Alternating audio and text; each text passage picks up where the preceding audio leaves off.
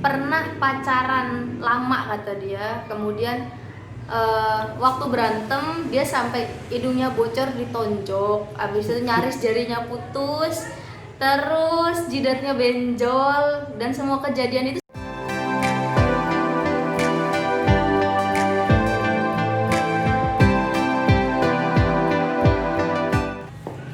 Hai, apa? Hai. Oke, selamat sore nih buat teman-teman YouTube semua. Back to my YouTube channel. Gue udah lama banget nih nggak pernah upload di channel YouTube ini.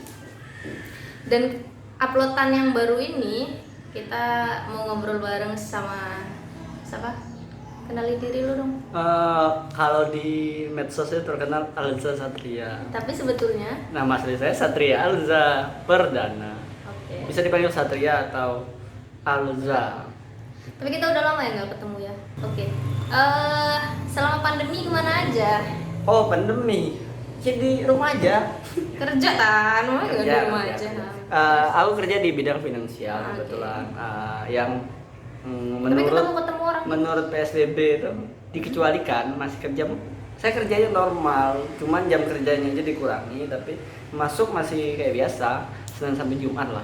Gitu. Tapi untuk jam kerja biasa sampai jam 5, kita pulang jam 3. Oke. Jadi tiap hari masuk, Sabtu Minggu enggak gitu ya? Ya begitulah, 1 minggu di rumah aja. Maklum. Lagi bokeh. Pandemi tidak ada penghasilan tambahan, Ibu. Oke. Apa namanya? Kali ini kita bakal ngobrol tentang toxic relationship nih kan. Sambil minum ya. Minum Mbak. Enak. Emang gua sediain khusus buat dulu sih. Kayak jahat kan. Oke, jadi tentang masalah toxic relationship nih banyak teman-teman yang cerita nih sama gue gitu. Kalau misalkan mereka mengalami toxic relationship, tapi sebenarnya menurut lo apa Oh ya, sih? kemarin sempat ini ya. Apa tuh? Buat polling. Polling Iya, survei di sempat buat IG. survei Gimana di tuh hasilnya? Instagram gitu. Hasilnya 8 dari 10 orang yang gue survei Ini ada airnya beneran. Ya, terus itu 8 dari 10 orang itu pernah mengalami toxic relationship. Gitu. Jadi kalau menurut lu sebenarnya toxic relationship itu apa sih? Ngerul pernah nih ceritanya. Nanti dong ceritanya. Oke. Santai dulu. Oke. Gua dulu dong yang tanya ke lu gimana nih? Jujur aku sendiri tuh nggak terlalu familiar dengan istilah toxic relationship, tapi pada prinsipnya kan toxic relationship itu kan pacaran yang nggak sehat atau bahkan menggerogoti satu sama lain. Tapi sebenarnya bukan cuma pacaran loh. Kayak misalnya nih Oh iya, pertemanan betul. atau misalkan partner kerja kayak gitu kan juga. Pasti semua orang pernah mengalami kalau soal relationship, hubungan dengan teman misalnya. Tapi kalau misalnya hubungan pacaran mungkin itu pacaran atau hubungan percintaan ya sejauh ini sih belum merasakan. Saya anggap nggak terlalu toksik lah. Tapi kalau hubungan pertemanan emang ada tipikal manusia tuh kayak gitu. Oh, coba cerita gimana. Cerita ya, yang mana yang perlu diceritain? Jadi pada prinsipnya memang ada orang-orang yang ketika dia mendekati siapapun dia akan toksik gitu. Maksudnya dia memang prinsipnya orang itu memang parasit gitu.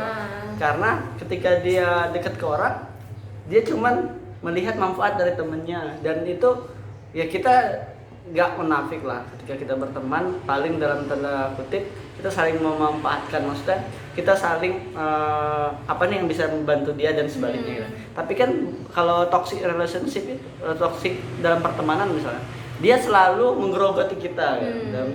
Dalam misalnya Pernah nggak?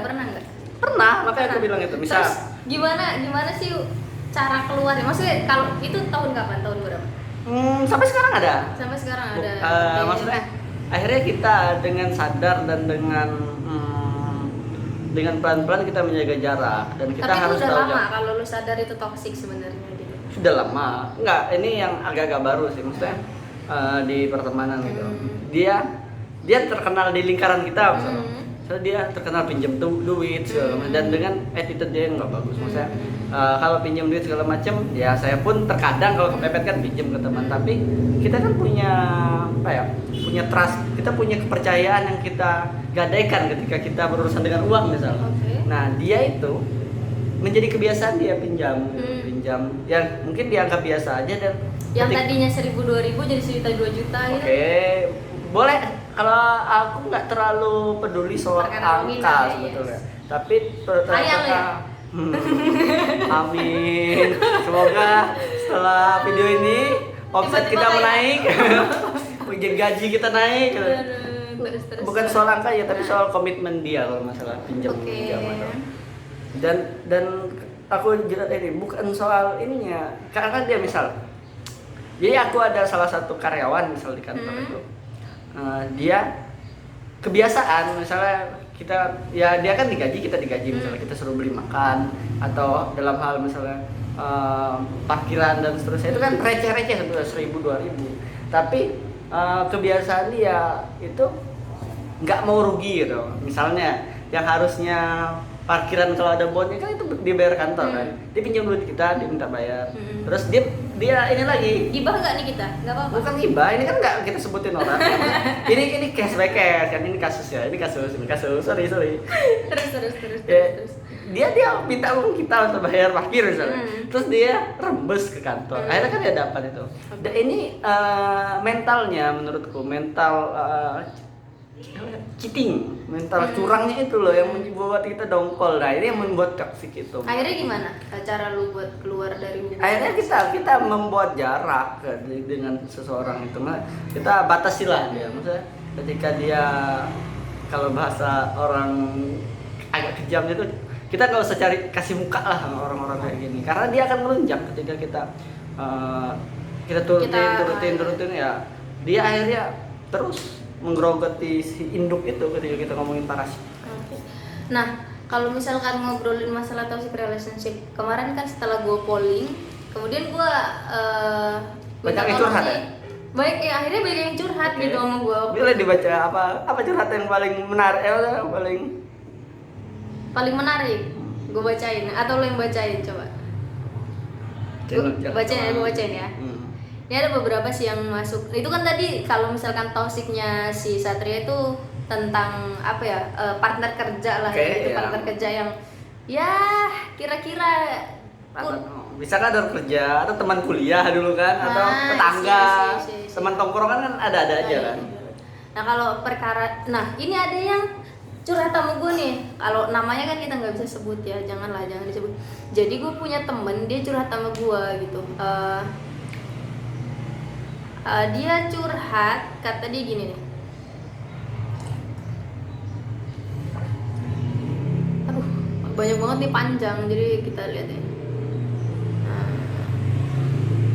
Nah, dia dulu jadi pernah pacaran lama kata dia. Kemudian waktu berantem dia sampai hidungnya bocor ditonjok, abis itu nyaris jarinya putus, terus jidatnya benjol, dan semua kejadian itu sebenarnya ada saksinya, dan dia sadar sebenarnya itu tuh menyakiti dia gitu. Kemudian gue tanya sebenarnya apa sih alasan dia bertahan padahal dia tahu itu menyakiti dia gitu ya. Yo, orang pacaran aja masa iya sih sampai sepukul-pukulan gitu kan, nggak masuk akal kalau gue ya. Terus gue tanya kenapa sih masih bertahan gitu. Alasan dia bertahan itu karena orang tuanya sudah sangat baik gitu dan berharap banyak sama hubungan mereka. Terus orang tuanya pikir si anak ini dengan pacaran sama temen, udah putus itu mereka? Udah, temen gue udah nikah dan sekarang bahagia. Wow. Nah terus dikira orang tuanya dengan pacaran dengan teman gue yang perempuan ini, si laki-laki jadi lebih baik gitu. Tapi ternyata brutal. Terus orang tuanya si perempuan itu ngira kalau misalkan dia si perempuan ini kalau pacaran kasar gitu, padahal itu orang tuanya perempuan kan.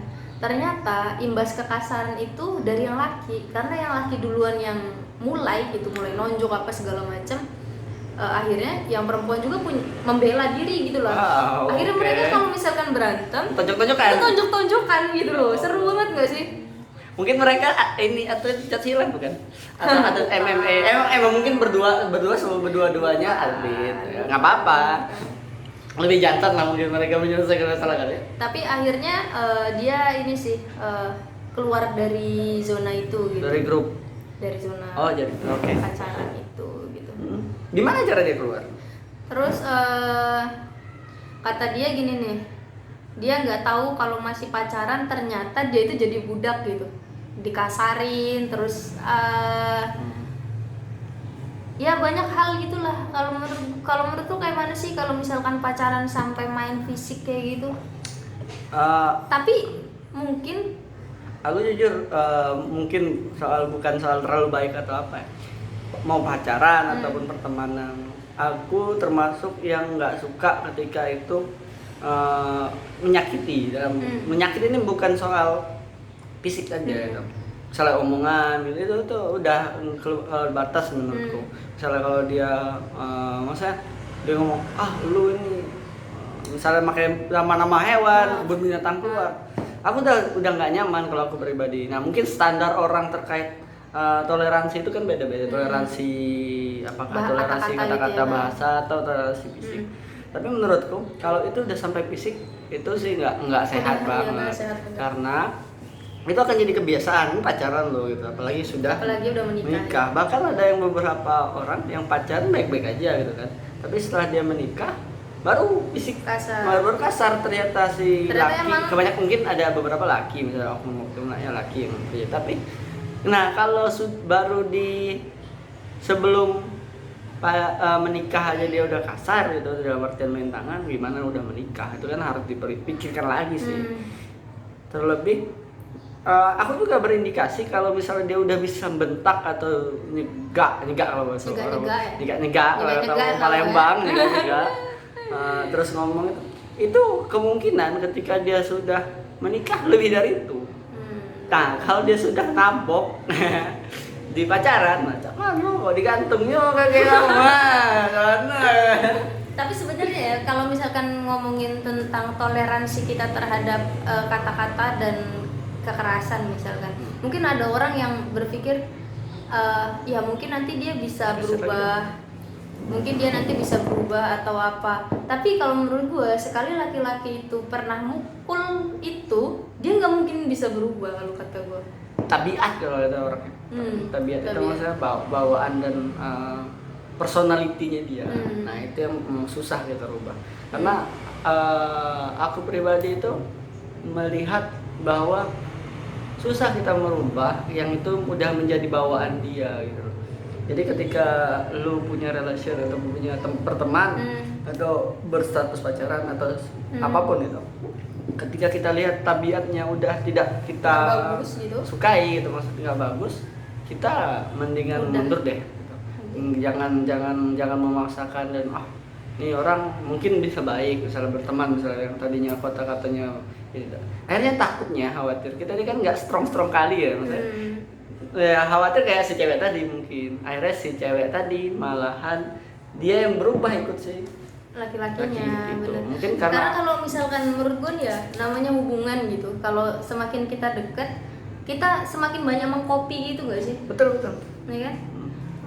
Nah kalau gue nih misalkan gue ya punya hubungan gitu, terus gue tuh misalkan nelpon nih, terus dia jawab kenapa gitu aja gue tuh udah merasa nyut ke hati kan. Ini kok kasar banget ya, berarti tingkat kekasarannya menurut gue walaupun dia jawab apa gitu aja gue udah itu kasar menurut gue gitu. Apalagi sampai jarinya mau putus kan, gila. Wow, dia apain itu ngapain mereka bisa jarinya sampai mau putus ya kan. Terus nih ada lagi nih Za, mau bacain nggak? Coba. Aku tuh pernah dilarang main sama teman-temanku sama mantanku. Mau ngelawan nggak enak saking sayangnya. Ya Allah. Jadi mau nggak mau ya ikut aja. Terus dibohongin itu juga toksik tahu. Dibohongin itu toksik, catat. Saudara-saudara, catat. Kalau lu pernah dibohongin itu toksik. Merasa hubungan tidak ada kemajuan dan stay di tempat. Tapi mau ditinggalin udah sayang banget. Aduh. Cerita zaman bodoh. #jahiliyah. Ya memang. Nah, itu ada lagi ya. Jadi perkara-perkara sayang itu jadi apa ya, pembenaran akhirnya gitu. Itu gak sayang coy, itu namanya. Terus gini, apa namanya, kayak misalkan dilarang-larang gitu kan ya. Misalkan gue punya pasangan, terus gue bilang, lu jangan mainan sama ini ya, gue nggak suka lu pergi ke sini, gue nggak suka lu main sama ini. Menurut lu kalau kayak gitu gimana? Larang-larang itu mungkin karena dia perhatian dan dia tahu mungkin ya. Tapi kembali lagi dulu apa yang dilarang gitu kan. Apa yang dilarang, apa yang dibatasi sama dia. Selagi atau sejauh yang dilarang sama dia tuh make sense. Menurutku oke-oke aja. Misal Apa contohnya? misal gini, udahlah jangan pergi dulu, jalan-jalan kemana atau pergi kemana gitu. Di kondisi yang corona, yaitu alasan urgent mungkin bisa diterima. Atau misalnya udahlah, lu kan lagi bokeh nih, jangan dulu pergi-pergi atau beli sesuatu yang itu nanti berimbas ke Ya kan kalau itu ada reasonnya bang, kalau reasonnya pas, rasionalnya pas. oke gitu. Tapi kalau misalnya lu nggak usah nih ketemu ini dengan alasan sensitivitas misalnya, nanti lu ada apa? Itu menurutku nggak sehat. Tapi gue pernah punya temen nih, dia berantem sama pasangannya. Itu sampai di depan muka gue, jadi cowoknya itu ngambil batu, terus mau dipukul. Gue astaga, ini kelakuan macam apa gitu. Karena gue nggak mau terlalu ikut campur sama hubungan mereka, apa namanya, terlalu jauh. Gue langsung berdiri di depan mereka, gue liatin aja. Karena gue takut kan temen gue kenapa-napa di depan muka gue kan. Jadi lu jadi saksi dong. gue jadi saksi kalau misalnya kenapa. Dan satu lagi, jadi mereka ini pernah sampai berantem.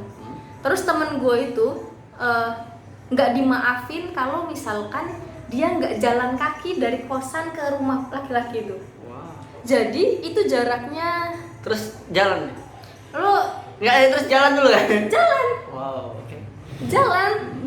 Terus gue mikir kenapa temen gue tuh sampai kayak gitu gitu loh. Terus pas mau diputusin, dia minum Baygon. enggak, minum apa ya? Sprite. Obat. Jadi dia pernah nelen obat itu 10 butir gara-gara diputusin. Gila nggak sih? Maksudnya hal-hal kayak gitu tuh gue pikir tuh dulu itu nggak cuman hayalan aja kayak di film-film gitu kan. Ternyata di depan muka gue sih. Iya, terkadang apa ya? Ini kembali lagi ke apa ya?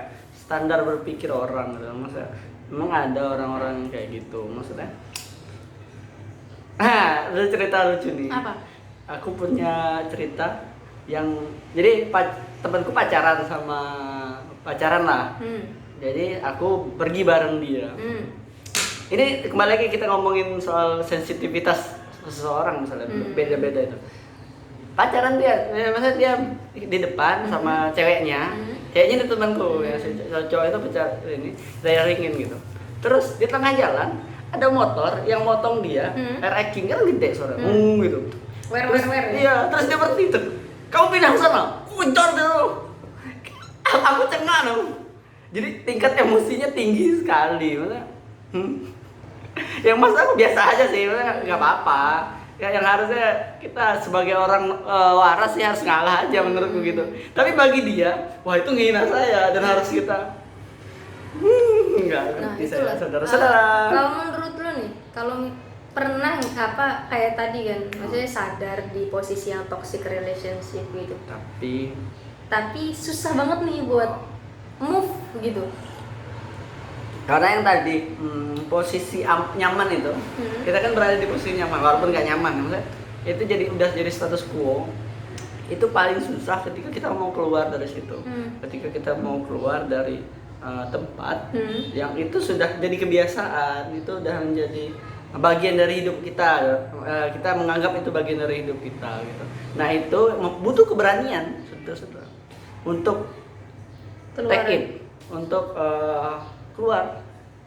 Dan banyak kok teman-teman kita mungkin di sekitar, dan kita melihat sendiri misalnya tadinya toxic relationship dan dia berani keluar dan mutusin, lah gue nggak mau lagi gitu. Walaupun beratnya si pasangannya misalnya meledak-ledak, cari ngejar kayak buron aja. ada lo kayak gitu, sampai dia kayak buron dicari kemana ditanya ke keluarganya, ditanya ke teman-temannya. Tapi harus keberanian itu Nih terus ada lagi nih. Nah gue tanya kan, pernah nggak sih ada di hubungan toksik? Kata dia, lah apa namanya, pernah kata dia gitu ya, sampai waktu ini pacaran kasusnya, sampai pernah dikatain sama pacarnya kalau dia itu dasar lu anak yatim gitu, karena ya karena Iya lu, sumpah. karena itu dia suka, ya biasa kalau cewek kan misalnya ngerengnya apa gitu kan, terus dia tuh suka kasar, salah dikit dibentak, salah dikit dibentak gitu. Wow. Kalau cowoknya punya barang baru dia langsung sombong, termasuk ke ceweknya. Oke. Tapi gua agak kayak gitu loh. Jam baru nih, jam baru. 5 juta. Terus ujung-ujungnya diapain? Dia diselingkuhin dan ditinggalin gitu. Terus kata dia, Beruntung ya diselingkuhin. iya kalau menurut gue sih beruntung. Terus si anak itu anaknya kan kasar. Terus pernah ketika suatu saat dia main ke tempat ibunya, terus ibunya bilang punya pacar kok kurus krempeng gitu. Wow. Wow, body shaming. Berarti guys. memang dari keluarganya, saudara-saudara. Kita ngomongin terus ya. Ya, maksudnya gitu kan. Kalau kata dia sih, kata dia hubungan ini menurut gue menekan batin banget kata dia gitu. Tapi alhamdulillah sekarang pasangan gak gitu. Gitu. Nah berarti dia sekarang teman gue yang ini udah nikah gitu. Jadi ya ternyata sebenarnya keluar dari hubungan toksik itu penting Mending. untuk menemukan kebahagiaan dia sendiri kan, itu nggak sih? Tuh. Apa ya? Kadang orang nggak sadar itu toksik ketika dia masih menjalani. Bener. Nah sampai kayaknya orang lain juga nggak suka nih, misalkan orang lain nggak suka, sebenarnya keluarga kita nggak suka, terus tapi apa namanya, karena kita lagi cinta-cintanya Wow. disuruh putus ya kita nggak dengerin kan. Pokoknya Tutup gua sayang kuping. banget ini, pokoknya nggak mau. Sampai mungkin kita pernah mikir mereka tuh nggak ngerti deh sama kita gitu kan, gak sih? Gua nggak pernah gitu. Ya, oke. Kalau Nurul ada cerita nggak? Nah ini nih yang pertanyaan di awal tuh. Toxic relationship. Kalau misalkan ditipu itu toxic relationship nggak sih? Coba gimana cerita dulu ini ditipu. Jadi gue pernah nih. Ternyata dia udah punya anak. Bukan ya. Oh, ada temenku kayak gitu soalnya. Oke. Dia dipacari gitu kan. Jadi ini orang dipacarin lah gitu. Setelah ditipu juga sebetulnya kasusnya. Setelah dipacarin kan dia ada motor nih, ada motor si cewek. Dipacarin, ternyata motornya sering dipakai sama si lakinya. Nggak diambil motor ya, tenang. Kamu bukan? Terus? Amit. Terus. Ini bukan motor yang diambil, tapi BBKB motornya digadain. Astaga. Iya. BBKB motornya digadain, terus hilang dia. Dan dicari. Dia supir gitu, si pacar cowok ini. Ternyata dia tuh bukan nama asli pas perkenalan. Dia pakai nama samaran. Terus dia punya anak 2 coy, punya istri. Dan itu nggak tahu si temanku itu. Itu termasuk penipuan juga. Ini enggak bapak-bapak kan? Enggak. Oh ya udah gimana. Jadi gue dulu pernah kenal sama laki-laki gitu. Gue pikir karena gue dulu Gimana pikir ya? masih polos banget gitu. Udah kan. Jakarta atau belum? Belum, masih di Lampung 2012 lah. Gue baru lulus SMA guys. Wow. Jadi gue ketemu lah sama laki-laki ini kan. Terus kenalan gitu. Terus waktu dia ulang tahun Kenalan kan. di Facebook? Enggak. Oh enggak. Di mana? Gue dikenalin temen gue. Oke. Teman lu itu disalahin enggak? Enggak lah. Ngomel ya? Enggak lah, enggak. Untuk temannya Nurul yang mengenalkan dengan pasangan toksik dia, tanggung jawab karena dia ditipu sama temen lu. Gimana? Jadi, apa namanya, pernah sekali dia ulang tahun nih ya kan. Oh itu belum. Jadi dia datang numpang makan gitu kan, makan terus ya gue bayar ya udahlah ya kan, namanya kita masih polos kan, karena gue pikir oh itu pasangan gue gitu, ya udah. Terus dia bawa baju dia dong, habis itu minta cuciin. Oke. Mau Dia cuciin? Cuciin. Oke. Kayak cuciin. Terus dia bilang minjem uang, gue pinjemin lah uang. Banyak. Iya lumayan lah kalau untuk anak baru kuliah ya. lulus SMA. Terus akhir-akhir dia ini minjem handphone gua karena katanya dia nggak punya handphone. Oke, gue pinjemin lah handphone gue ya kan. Waktu itu masih handphone cendet handphone sector. Dulu tadi kan emang handphone kan gitu kan, maksudnya handphone itu yang paling standar lah ya, yang maksudnya standar lah gitu, menengah lah ya. terus gue pinjemin, tiba-tiba selang beberapa hari setelah gue pinjemin dia hilang. Gak ada kabar. Gak ada kabar sama sekali. Bawa handphone dan uang. berapa duit ini bang? 2012 nih ya. Udah lah, nggak bisa Jutaan, jualan. jutaan, Nggak. ratusan. Nggak, ratusan. Dah, apa Itu namanya? penipu namanya. Terus Catat penipu Anda terus saudara. setelah itu ya emang akhirnya sampai 2019 kemarin gue baru bisa komunikasi sama dia lagi. Tapi nggak nagih hutang ya, maksudnya mengelirkan permasalahan kita aja gitu. Gak lapor polisi udah. Hah? Tapi lu waktu itu ya, walaupun udah digituin, gue pikir ya itu hal yang lumrah gitu gak sih? Karena mungkin gue kecintaan gitu kan. Wow, oke. Cuman setelah gue pikir-pikir, akhirnya dia mutusin gue. Dan itu bersyukur. Gue nggak perlu merasa bersalah karena gue memutusin orang ya kan. Dan tapi terus dia mutusin gue. Nggak, dia mutusin lu setelah dia ambil handphone lu. Iya. Berapa lama setelah itu? Dia hilang dulu kan? Iya, hilang dulu. Terus? Semingguan lebih. Okay. Terus dia mutusin, dia bilang apa coba alasannya? Apa? Lu terlalu baik. Jadi saudara-saudara, kalau ada yang mutusin gara-gara terlalu baik, lu nggak sebaik Nurul yang sudah dirampok terus diputusin. Udah gitu ya. Ya itu sih apa namanya cerita toksik gue, dan gue merasa Kalau kata cerita cintaku, toksik. Oke, terus kalau menurut lu apa namanya, kalau menurut gue ya, semakin cepat kita sadar hubungan kita itu toksik itu semakin bagus. Setuju. Karena ada loh yang sampai bertahun-tahun gitu, sampai 5 tahun, 6 tahun, 7 tahun, 8 tahun, 9 tahun, sampai 10 tahunan dia nggak sadar sebenarnya hubungan itu toksik gitu. Betul. Karena gini lah, yang kembali lagi yang aku bilang tadi, orang nggak akan sadar ketika belum lewat itu. Nah, ketika dia masih berada di situ, dia merasakan nyaman. Maksudnya nyaman itu udah jadi kebiasaan, udah jadi aktivitas sehari-hari. Akhirnya dia nggak sadar dengan posisi itu. Tapi yang aku bilang tadi, kalau aku kan kalau dari sisi relasi pacaran tuh nggak pernah misalnya. Tapi kalau dari sisi pertemanan, aku batasi dengan ketat itu. Kalau udah dari awal aku lihat ini toksik, ya pelan-pelan mundur dong, gitu, pelan-pelan mundur, dan kita harus tahu dari awal, karena ini ketika dia toksik kan ini personalitinya dia yang bermasalah, bukan kita nggak mau berteman sama dia, tapi ketika kita berteman sama dia ini akan merusak kita sendiri gitu. Nah, kita harus dengan cepat menyadari dan menghindari aja sih menurutku gitu. Tapi kalau menurut lu nih, kayak misalkan kita punya hubungan gitu ya, terus kayaknya gitu-gitu aja, alurnya gitu-gitu aja, nggak ada kemajuan, nggak ada apa, terus itu menurut lu itu toksik juga nggak sih? Toksik. Karena gini ya, sebetulnya kan kalau hubungan gitu, aku nggak tahu gimana visi atau tujuan orang berhubungan yang lain kan. Ada memang orang yang masa ini dalam konteks umum ya, maksudnya dari anak-anak SMA, dari warga ataupun yang sudah cukup berusia, yang sudah banyak panggilan kapan nikah, gitu kan. Ini kan beda lah tingkat tekanan publiknya kan, saudara-saudara. Kembali lagi, hubungan apa sih tujuan kalian berhubungan, atau misalnya dalam hal ini pacaran gitu. Kalau misalnya hubungan kalian itu memang, misalnya Nurul mau punya pasangan atau punya pacar yang mau nikah, pasti mau nikah gitu. Ya udah dibicarakan gitu.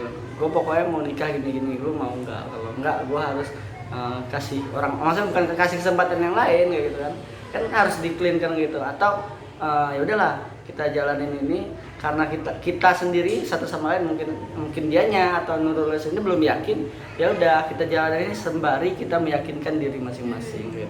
Atau bahkan ada yang pacaran atau berhubungan bukan buat itu, jadilah gue ada pasangan biar gue punya penyemangat aja gitu. Dan emang nggak menuju ke pernikahan mereka, toh nih akhirnya dia nikah itu ya prosesnya ke arah nikah gitu. Dan ada banyak kok yang kayak gitu, misalnya ada artis lah misalnya kemarin dia curhat, dia pacaran bukan buat nikah ya, karena biar dia punya hubungan, bisa ada teman, bisa jalanin berdua gitu, bisa ngobrol gitu. Toh kalau misalnya dia akan nikah mungkin bukan dengan pacar, bisa jadi gitu. Bahkan ada temanku sendiri yang masih berteman sekarang, pacaran statusnya. Gue bilang, kak, yang kakak-kakak lah, beda sedikit dengan aku cewek. Kak, lu enggak mau nikah? Belum, saat kepikiran. Mau nikah kapan sama cowok? Enggak, gue kayaknya nikah deh beberapa tahun lagi, tapi bukan sama dia deh. Dia masih pacaran sama si cowoknya itu, tapi dia bilang nggak mau nikah sama dia. Tapi kok lu masih sama dia? Ya nggak apa-apa. Gue nyaman sama dia sebagai pacar gitu. Tapi kalau untuk gue nikahin enggak. Ada masa depan nggak bagus. Ya, maksudnya dia nggak mau nikah sama ini, tapi kalau untuk sebagai pacaran. Oke. Ya itu aja sih kalau aku sih. Jadi gimana sih cara keluar kita harus sadar nih kalau hubungan itu toksik, terus kita harus keluar dari situ gitu. Nah, itu yang berat. Kalau kemarin aku diskusi sama Rizka, ada Rizka Istiani temanku. Coba banyak-banyak kontemplasi diri ya. Wih, apa itu? Maksudnya kita berpikir, kita ada me time lah, kita punya waktu sendiri gitu, mikirin bener nggak sih dari sisi banyak hal. Kalau kemarin aku diskusi soal quarter life crisis, itu bicarain misalnya jodoh. Coba kita evaluasi, bener nggak sih gua sama dia gitu, aku sama dia ini jalanin ini orangnya bukan gitu. Dan itu harus benar-benar berpikir jernih gitu, rasionalitas kita pakai. Atau tadi misalnya kalau soal relation toksik nggak toksik itu kan kita yang menyadari. Mungkin bagi orang toksik itu hubungan kita, tapi bagi kita oke aja dan nggak masalah gitu. Misalnya gini loh, ketika lu punya pasangan, which is pasangan lu minta bantu ini yang bagi kita nggak masalah, ya menurut aku jujur, misalnya orang lihat kok pasangan lu minta beliin ini misalnya, atau pinjam uang misalnya, yang maksud aku selagi aku oke dan aku kasih, aku nggak nganggap itu toksik. Karena aku sendiri minta bantu dia gitu. Kalau aku lagi nggak ada duit minta apa. Kalau dia, tapi kan orang beda-beda. Ada orang lain yang berpikir, wah itu nggak boleh saat lu diporotin. Bagi aku nggak juga gitu. Karena aku nggak ngerasa itu gitu. Karena aku sebaliknya juga. Enggak juga sih. Ya kita sebagai makhluk sosial saling membutuhkan satu sama lain, dan itu biasa aja. Itu toksik dan tidak toksik itu kembali lagi dengan standar lu, dan lu yang menentukan apakah hubungan lu sama pacar lu atau teman-teman lu toksik atau enggak. Ketika toksik